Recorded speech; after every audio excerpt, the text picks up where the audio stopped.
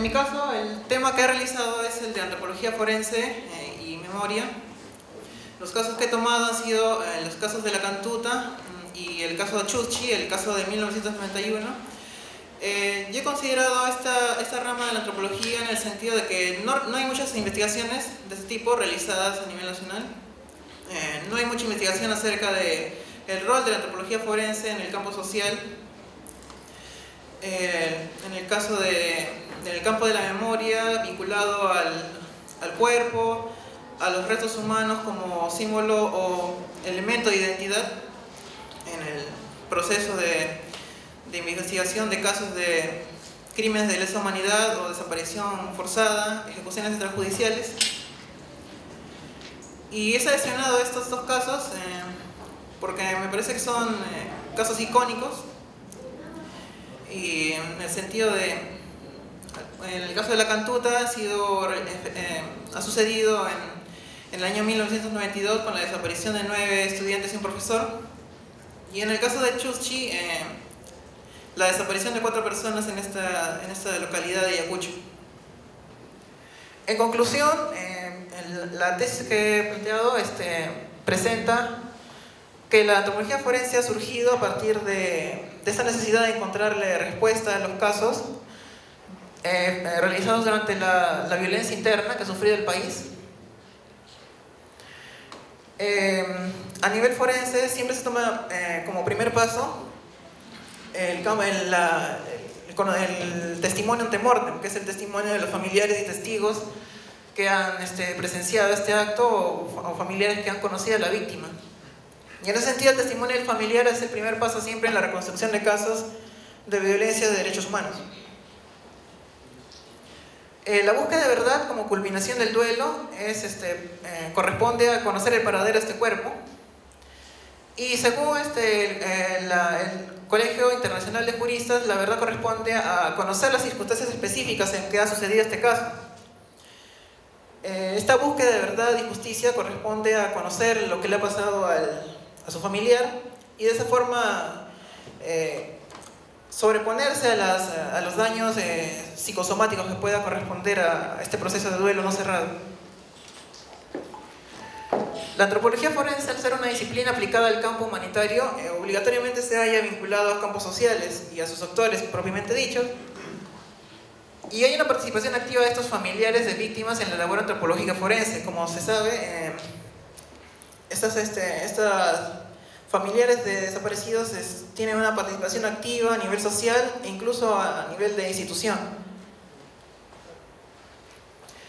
Y finalmente, yo planteo de que es necesaria una formación oficial en este campo a nivel nacional, dejando de lado juicios de valor y destacando la naturaleza social de esta disciplina. Se ha producido una división en lo que es la antropología forense de una forma, tanto como la antropología física ha sido de alguna manera desvinculada del resto de la antropología, debido a que se ha asociado más este tipo de disciplinas al campo biológico. Pero, como observamos, la antropología forense no es solo remitirse a los restos óseos, sino también asistir de forma adecuada por medio de la labor de apoyo psicológico. Y en el campo de la memoria también acompañar y revalorar el discurso y el testimonio de esos familiares para convertirlos en información válida en comparación en los procesos de investigación de restos humanos. Bueno, esto sería más o menos lo que estoy planteando en mi tesis. Y bueno, muchas gracias a todos. Bueno, el obelisco Tello fue encontrado por el agricultor Trinidad Alfaro cerca de la Plaza Cuadrada. Es una escultura hecha en granito que tiene una serie de figuras que ocupan diferentes espacios y diferentes dimensiones. Entonces, en los antecedentes se le ha prestado mucha atención a la forma de las figuras, y lo que se ha buscado es interpretar qué es lo que pueden expresar esas figuras. Entonces tenemos, ¿no?, que se lo relaciona con que expresan mitos, ¿no?, y para identificar fuerzas de la naturaleza, o se lo relaciona, bueno, en el caso de John Rowe fue mucho más específico y también lo analizó desde el punto de vista técnico, ¿no?, por lo que encontró ya relaciones de simetría, oposiciones, ¿no?, y también se lo relaciona expresando que son figuras de un orden cosmológico, o se interpreta también pues que son figuras el resultado del consumo de alucinógenos, ¿no? Pero en estas interpretaciones lo que noté y donde encontré la problemática es que estaban el análisis demasiado enfocado en la forma y no en las relaciones que ocupan las figuras entre sí. Por ello, entonces, dentro del objetivo de la tesis fue establecer una nueva metodología de estudio de las mismas. Y dentro de esa metodología de estudio lo que sale es que hay un orden donde el número está detrás de ese orden. Y por eso le denominé número idea. Entonces, el objetivo fue señalar la importancia del número idea y cómo se manifiesta a través de las figuras y ver si este orden del número idea también aparece en otras esculturas, ¿no? Y no se superpone, o sea, una figura encima de la otra, para notar que esto no es ningún error, sino que son otras formas de organización. Y nuevamente arriba aparece la división y aquí, bueno, lastimosamente la fotografía es muy mala, pero nuevamente se rompe el orden, así como acá. ¿Ven?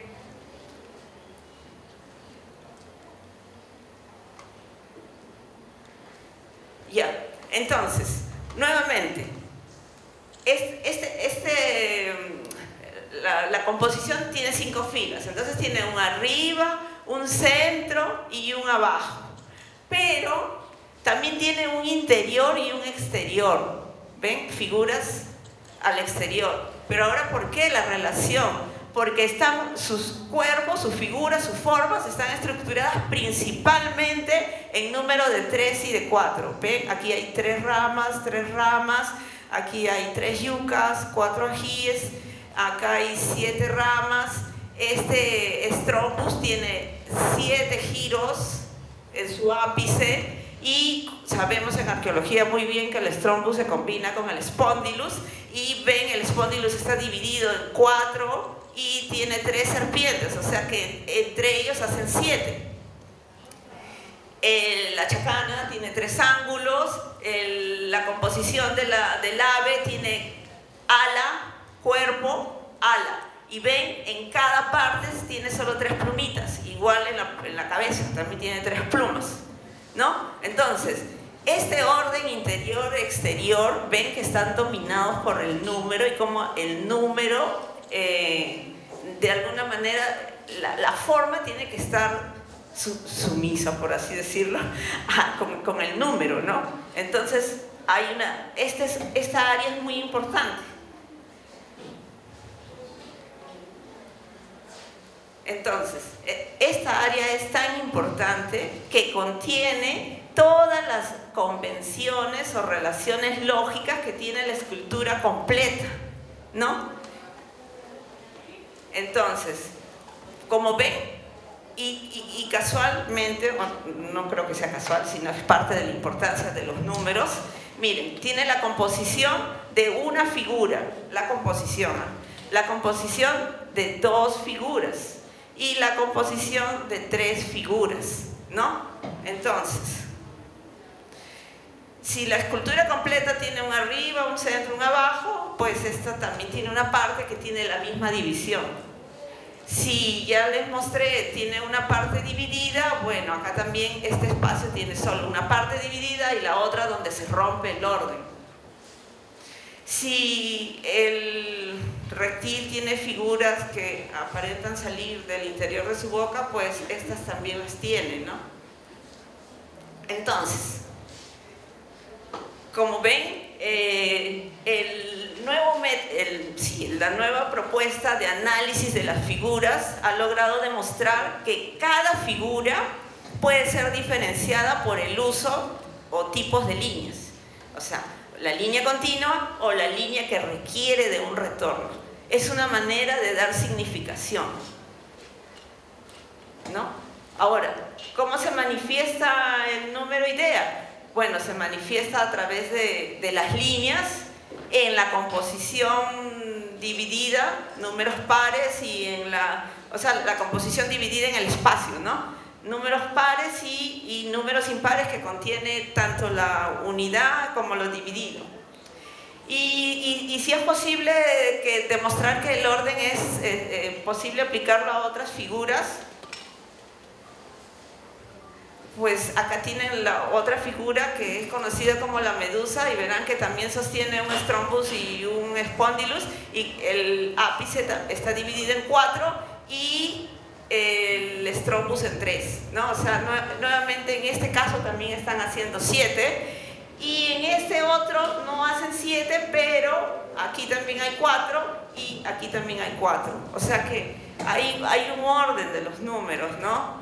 Y para hacer notar de que esto no viene, o sea, no es solamente propio de Chavín, o sea, el mismo análisis, bueno, como ya ha pasado tiempo desde que he sustentado, pues lo he podido hacer a las figuras de Cerro Sechín, ¿no? Y con las figuras de Cerro Sechín, que son mucho más tempranas, está pasando lo mismo, ¿ves? Hay el mismo uso diferenciado de líneas. Y este uso diferenciado de líneas, como les digo, hace que la figura ya no sea un entero, sino que sus partes también sirvan para seguir haciendo submodelos, subconjuntos, ¿no? ¿Ven? Cada atributo que tiene el personaje completo sirve para hacer nuevos subconjuntos.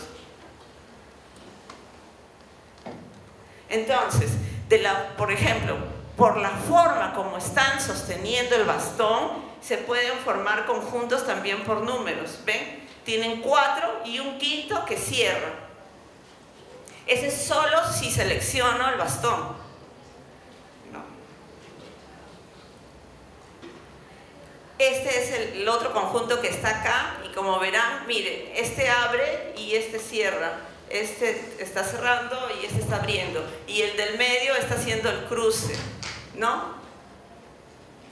O sea que, y si por ejemplo solo selecciono las figuras completas que utilizan este tipo de guara, entonces voy a encontrar que el orden es otro y el número de personajes que queda también es otro. Y como ven, o sea, comienza de aquí la relación hacia arriba y si ven, nuevamente el 2 está en el extremo porque los personajes están sosteniendo el bastón con las dos manos, ¿no? O sea, siempre el número 2 queda entre los extremos o en el medio. O si selecciono el otro tipo de bastón, entonces me quedarán 7 personajes que realizarán un orden antihorario, en lo contrario.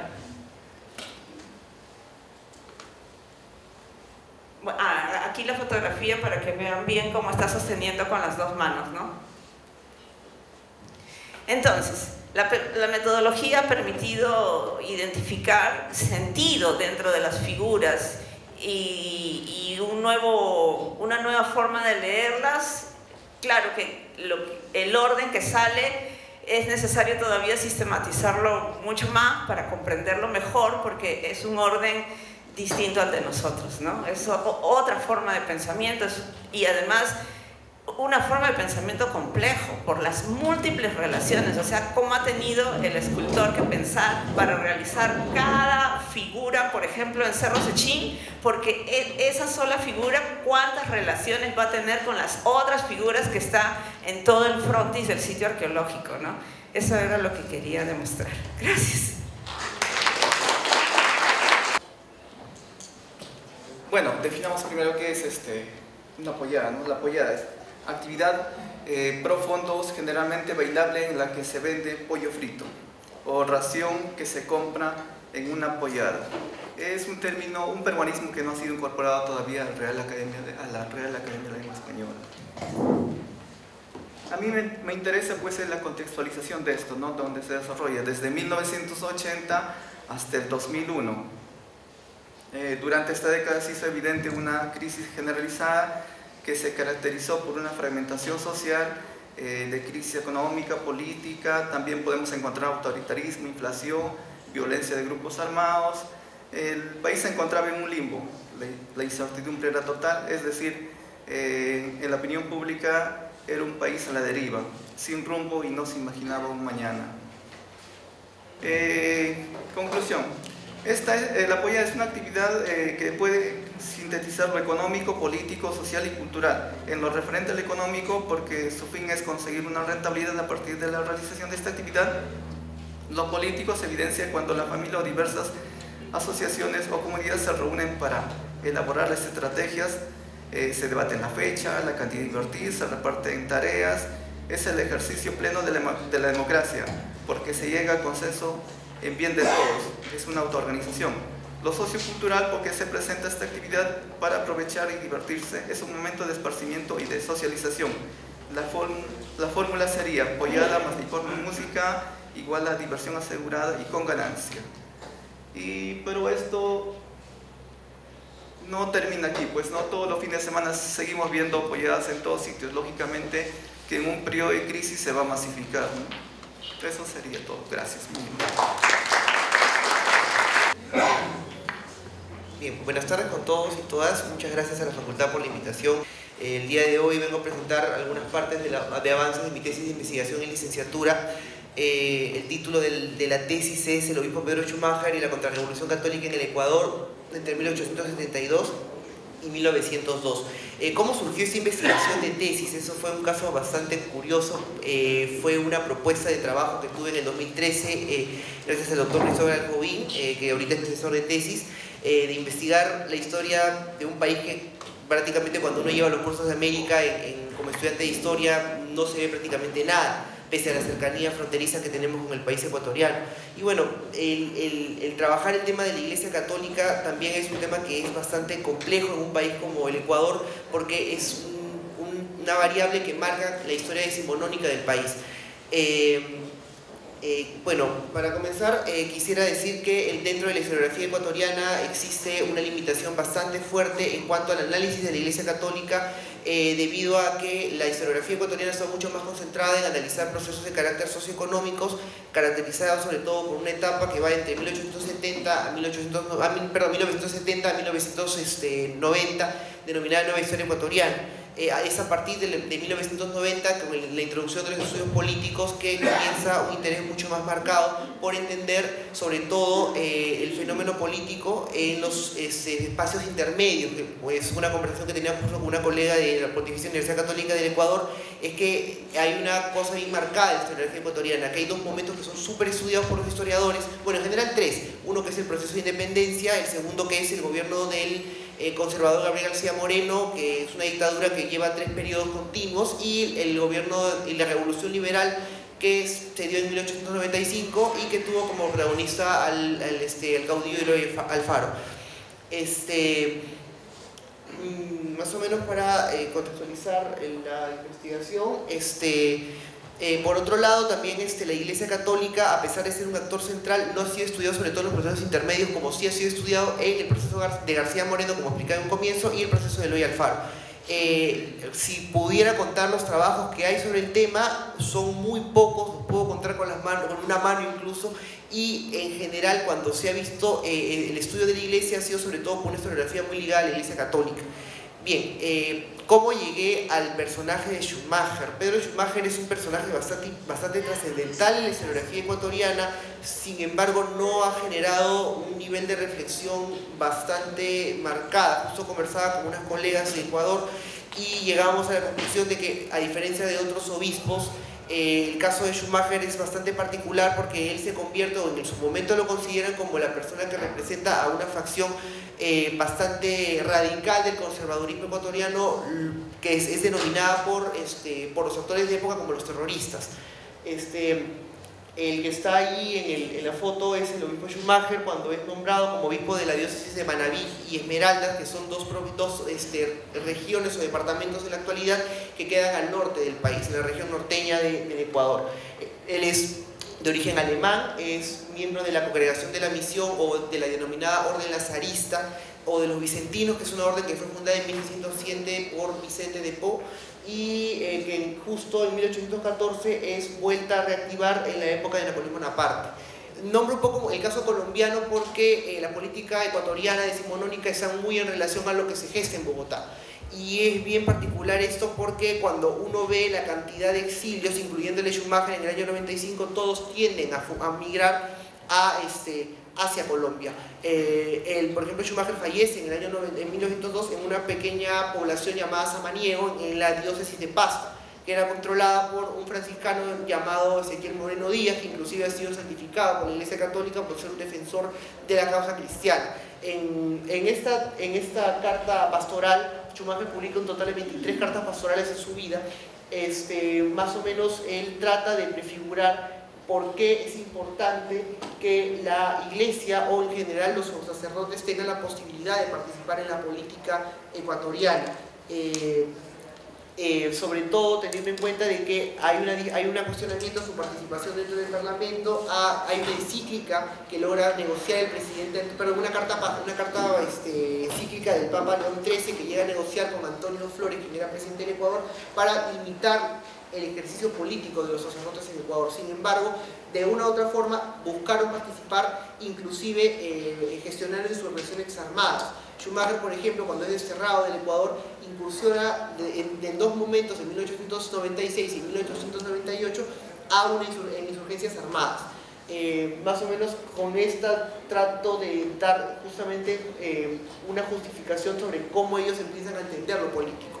Y en ese segundo documento, que corresponde a la última carta pastoral que se publica en el año 95, antes del destierro del obispo, sobre la necesidad de defender la iglesia frente a los embates del liberalismo. Yo entiendo que en el caso de ese personaje hay dos momentos particulares. Uno, cuando es un obispo y hay una discusión de carácter más de lenguaje político, y una segunda donde hay una confrontación armada directa. Como les mencionaba, gestiona dos procesos de insurrección armada y justamente esa es la llamada al ejército y a los ciudadanos del Ecuador a que opten por las armas en defensa de la República del Sagrado Corazón, que es una denominación que es muy común dentro del conservadurismo ecuatoriano de finales del siglo XIX. Como mencionaba, finalmente Schumacher muere en 1902 en una peste de fiebre tifoidea. Como podemos ver, bueno, es una foto un poco oscura del entierro, y el que está aquí atrás es Monseñor Ezequiel Moreno Díaz, como mencionaba, que es una persona muy importante, que inclusive le dedica un aproximado de 5 cartas pastorales a Schumacher a su muerte. Ahora, una última imagen más o menos para ver la trascendencia del obispo, es que, y para ir concluyendo, es que hay una trascendencia, hay una continuidad inclusive hasta la fecha, por tratar de resaltar la imagen de este obispo no solamente como un defensor de la idea de la cristiandad, inclusive hasta la actualidad se le sigue tratando de santificar y está en un proceso de beatificación dentro de la Iglesia Católica.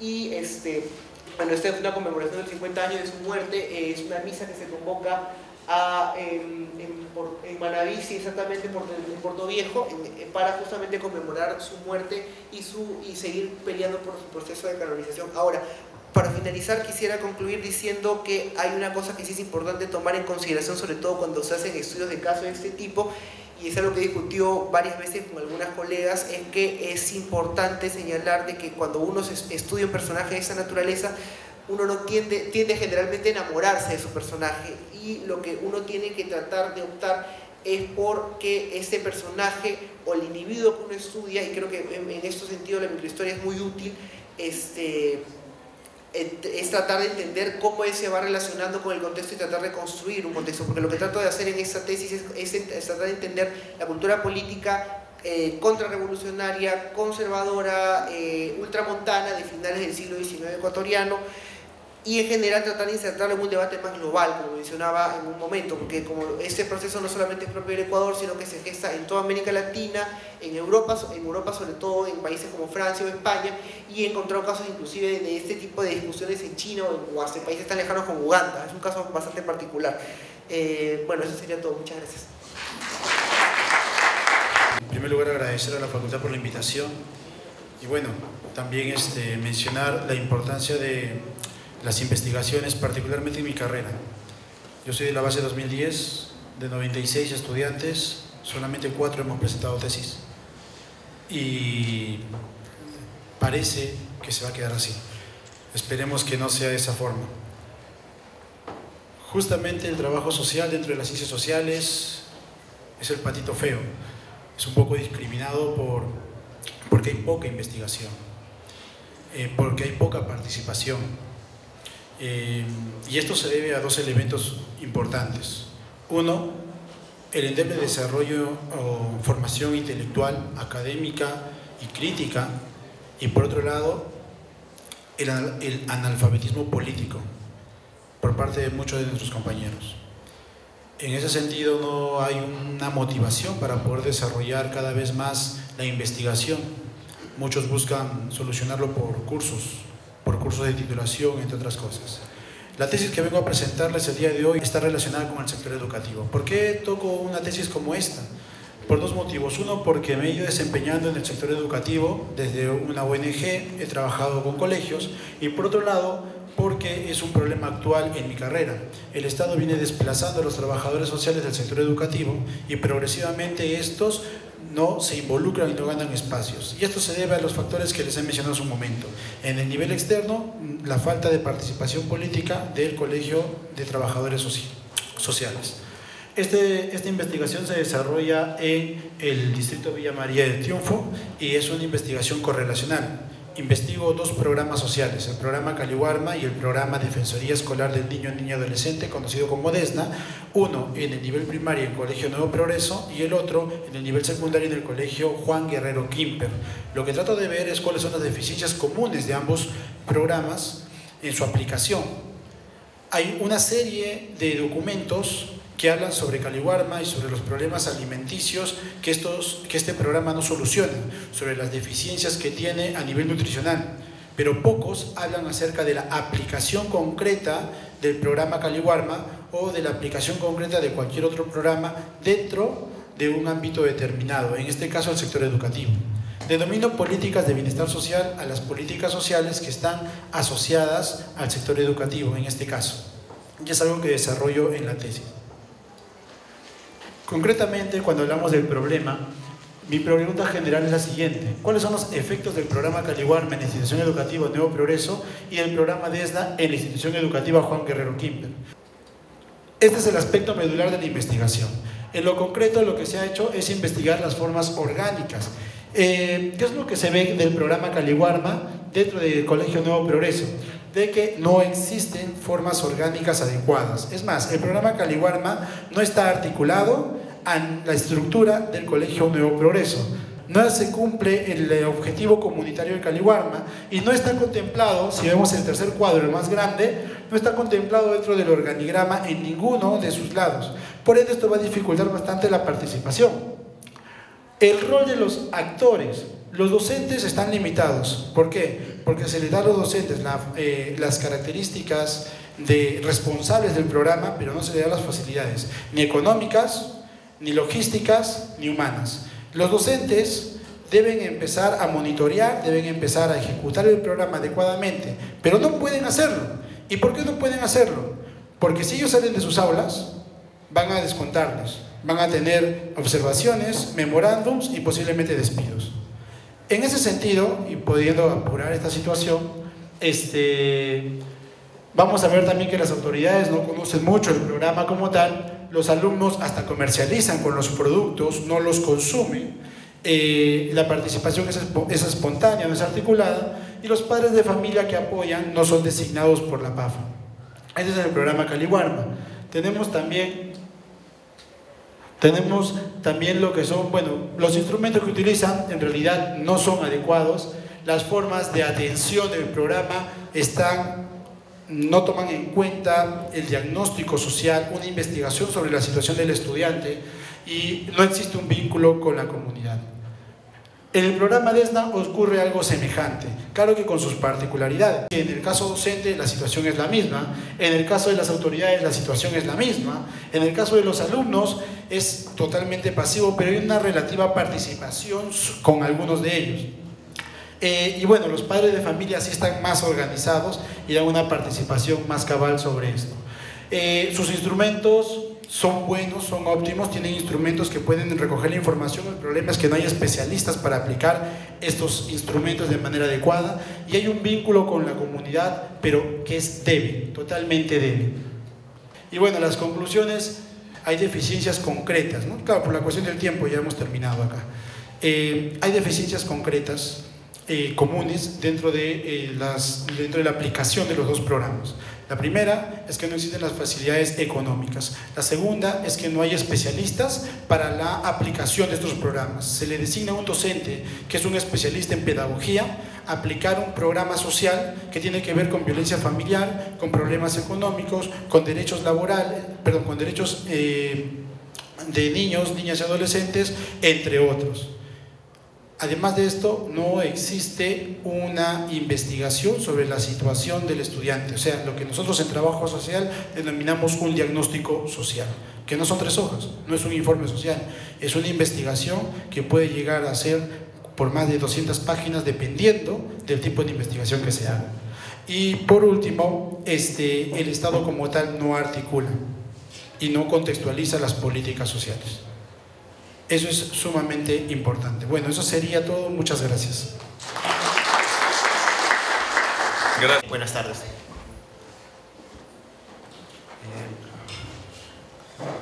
Muy buenas tardes, gracias por la invitación. El trabajo se llamó El liderazgo del equipo en el contexto macrorregional sur del Perú, un análisis económico del espacio globalizado. Si bien el nombre fue un poco pretencioso, la idea era buscar analizar el contexto de la implementación de políticas neoliberales y sus implicancias geoespaciales dentro de la macrorregión sur del país.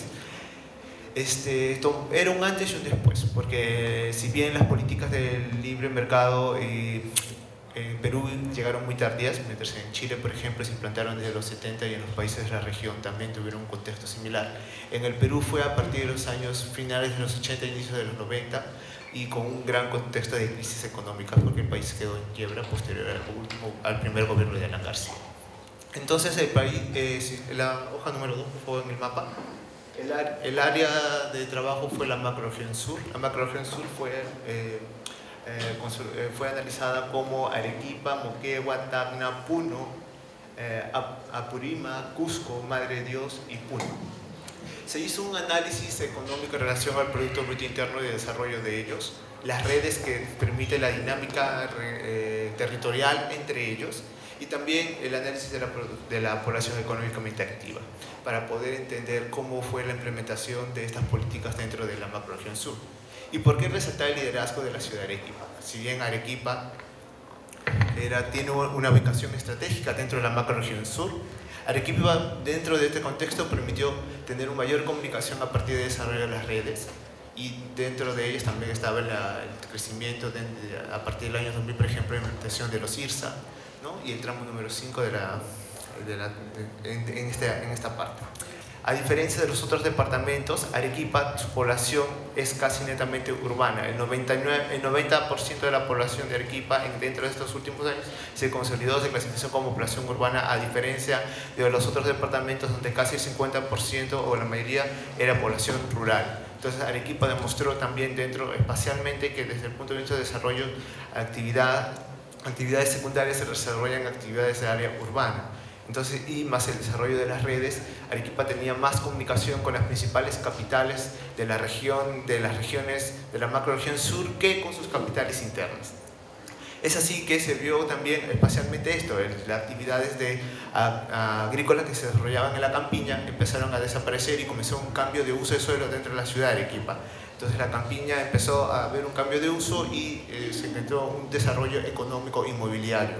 A diferencia, y en las zonas periféricas de Arequipa, debido a la gran migración que hubo dentro de los 80 y 90, debido a esta implantación de nuevo contexto económico, generó un crecimiento urbano similar, fue crecimiento más no de desarrollo, fue crecimiento urbano espontáneo, muy similar a lo que hubo a la Lima de los años 70, el inicio de los 80, ¿no? Un crecimiento urbano que se demuestra con las fotografías cuando uno está llegando a Arequipa, y puede observar que es un crecimiento desordenado en zonas de riesgo muy alto. Entonces se empezaron a repetir, muchos contextos similares a los que pasaron en Lima de los finales de los 70-80, en la actual Arequipa, en un contexto sobre todo de economía libre mercado. Entonces podemos tener las conclusiones del trabajo eran que la implementación de economías libre mercado y su análisis espacial era que este proceso tenía un desarrollo heterogéneo. No tuvo el mismo desarrollo para la macrorregión sur, sino fue Arequipa la que tenía, con las condiciones y debido a su localización estratégica y debido a las infraestructuras estratégicas que se habían desarrollado en ella e implementado, fue lo que le permitió liderar dentro de este contexto. El proceso de globalización trajo consigo un impacto diferenciado en la macrorregión sur. En Arequipa tuvo un fuerte impacto en el proceso de expansión urbana. Es la única región de la macrorregión sur con casi el 90% de población dentro de este ámbito. Vale la pena mencionar que la capital regional, que es la ciudad de Arequipa, principalmente vive el 75% de la población, produciéndose un fenómeno de expansión urbana similar al patrón experimentado en Lima en la década de los 70. Arequipa se relaciona con un conjunto de subsistemas territoriales dentro de su ámbito de influencia y fortalece su crecimiento económico y su desarrollo social dentro de la macrorregión sur. Este beneficio no llega de manera proporcional a las poblaciones internas de su región. La red de caminos entre las provincias internas de la región de Arequipa no se encuentran completamente asfaltadas ni tampoco interconectadas a la capital. Incluso muchas de las capitales internas de Arequipa tienen conexión con el exterior ni siquiera sin la necesidad de pasar por la capital. Bueno, esas eran las principales conclusiones de este trabajo. Muchas gracias. Estimados colegas, estudiantes y personal administrativo de la Facultad de Ciencias Sociales, después de haber desarrollado este programa de aniversario de la Facultad de Ciencias Sociales, podemos decir que ha sido uno de los programas, no solamente por su contenido, duración, uno de los programas más nutritivos en términos de alimentación de la mente que se llevaba a cabo en la Facultad de Ciencias Sociales.